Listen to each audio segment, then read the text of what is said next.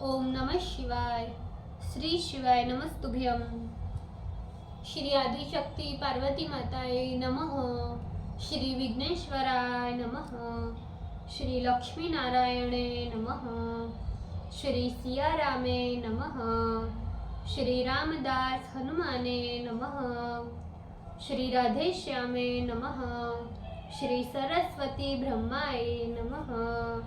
हे शिवजी, તમારી કૃપાથી હું આ શિવ પુરાણ વાંચી રહી છું અને મારી મમ્મી, બેન અને તમામ શ્રોતા શિવ પુરાણ સાંભળી રહ્યા છે. અમે બધા શિવ પુરાણનું જ્ઞાન પ્રાપ્ત કરી શકીએ એટલી શક્તિ પ્રદાન કરજો. હે વિઘ્નેશ્વર ગણપતિ બાપ્પા, તમે શિવ પુરાણના વંચનમાં આવતા તમામ વિઘ્ન હરજો. હે કૃષ્ણ મનોહારિણી રાધાજી, હે શ્યામ સુંદર, હે સિયા રામજી, હે રામદાસ હનુમાનજી, તમે શિવ પુરાણ સાંભળવા જરૂર પધારજો અને મારા હૃદયમાં સ્થાન ગ્રહણ કરજો. ઓમ નમઃ શિવાય. શ્રી શિવાય નમસ્તુભ્યમ. ચતુર્થ સંહિતા द्विचत्वारिंशो अध्याय, पेज नंबर 1334। शिव के सगुण और निर्गुण भेद का वर्णन। ऋषिगण बोले, हे सूत, शिवजी कौन है, विष्णु कौन है, रुद्र कौन है तथा ब्रह्मा कौन है, इन लोगों में निर्गुण कौन है, हमारे इस संदेह को दूर कीजिए। सूत जी बोले, हे ऋषियों, सृष्टि के आदि में निर्गुण परमात्मा से जो सत्व उत्पन्न हुआ वही शिव संज्ञक तत्व कहा गया है, ऐसा वेद वेत्ता लोग कहते हैं। उस शिव के सुंदर बुद्धि वाली पुरुष समन्वित प्रकृति उत्पन्न हुई। उन दोनों ने ही अपने मूलभूत जल में निवास कर तप किया, जो पंचकोशी नाम से विख्यात हुई। वही पंचकोशी काशी कही जाती है, जो सर्वजन प्रिय है। उस काशी का जल फैलकर सारे संसार में व्याप्त हो गया। ये देख भगवान विष्णु माया के साथ उसी जल में सो गए। विष्णु वही नारायण नाम से तथा माया नारायणी नाम से विख्यात हुई। तदंतर नारायण के नाभि कमल से ब्रह्मदेव उत्पन्न हुए। उन्होंने तपस्या से जिन्हें देखा वे विष्णु कहे गए। दोनों ने अपने बड़प्पन के लिए जो विवाद किया और जिस प्रकार उस विवाद की शांति हुई, उसका सारा वृतांत हे ऋषियों हमने कह सुनाया। निर्गुण शिव ही महादेव नाम से विख्यात हुए।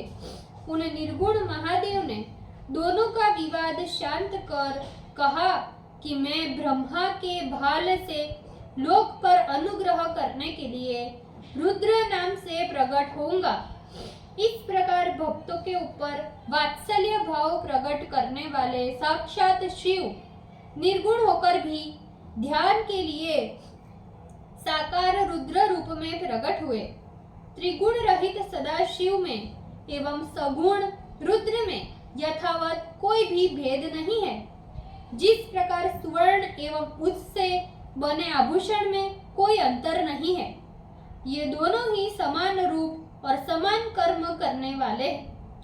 समान रूप से भक्तों को गति देते हैं और समान रूप से सबसे सेवनीय है एवं अनेक प्रकार की लीला करने वाले हैं।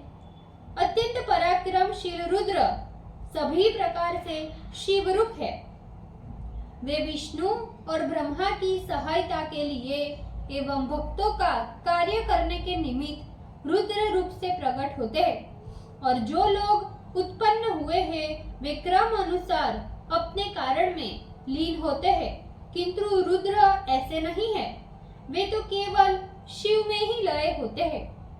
सभी प्रकृतियां क्रमशः परस्पर मिलकर रुद्र में विलीन होती है, किंतु रुद्र उन विष्णु आदि में मिलकर लय नहीं होते, ऐसी वेदों की आज्ञा है।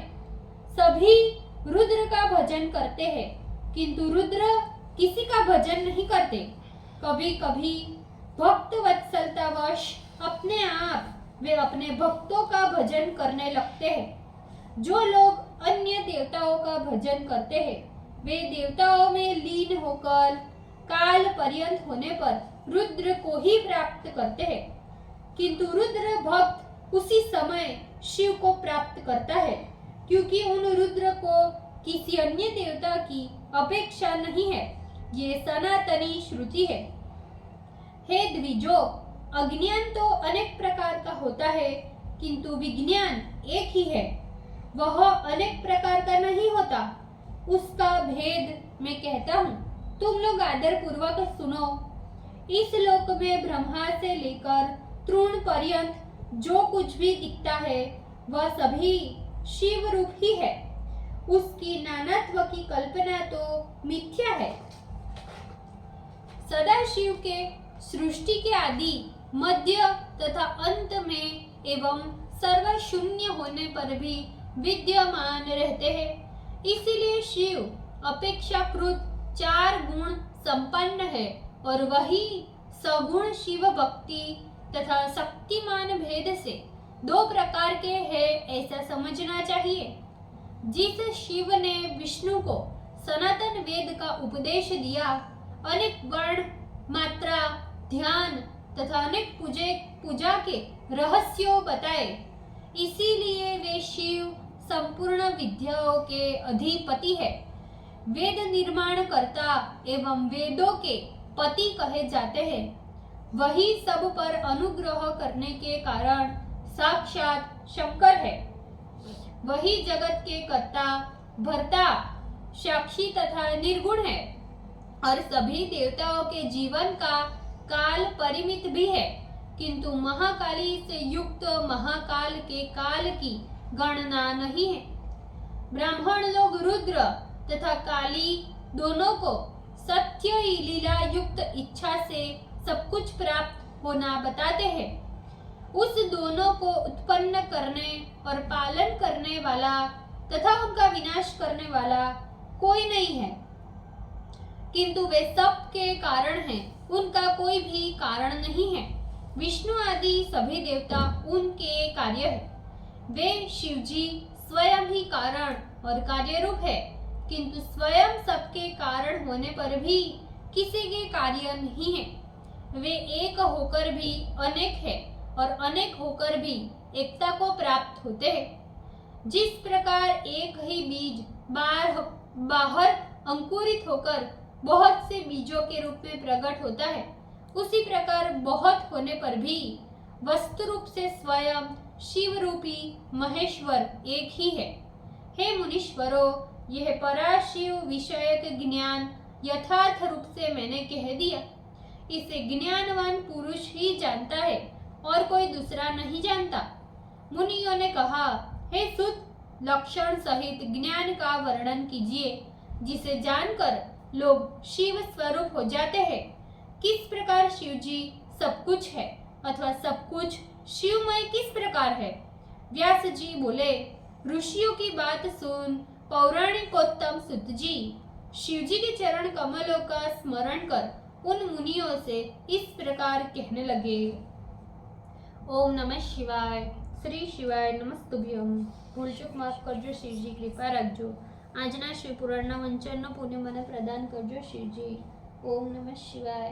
શ્રી શિવાય નમસ્તુભ્યમ।